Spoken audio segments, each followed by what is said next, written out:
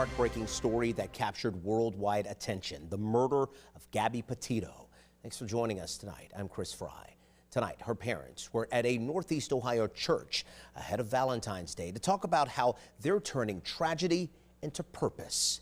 Here's Michelle Nix. 3 women on average are murdered every day by an intimate partner. Here in Stark County, the domestic violence numbers are staggering, according to the prosecutor.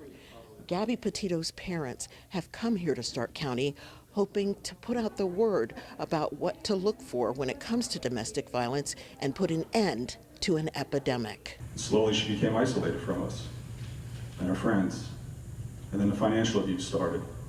And then after the fact, we had access to her text messages and his writings, and saw how he was manipulating her and gaslighting her and threatening harm to himself if she didn't give in to his wants or needs. Jim and Nicole Schmidt, the parents of Gabby Petito, traveled to Northeast Ohio to discuss domestic violence that can often end in murder after their own daughter was killed at the hands of her boyfriend, Brian Laundrie. The couple warned the audience that strangulation is often a sign of domestic violence. Looking back at the video, it's been studied by domestic violence experts. In that altercation she had with Brian, that she was also strangled on that day. We know that he had strangled her in the past, and when he took her life by strangulation, it was not the first time. The Stark County Prosecutor's Office sponsored the event that had well over 320 people in attendance. Stark County alone had a 550% increase in domestic violence murders in 2024 over the prior year, a crisis they are desperate to stop.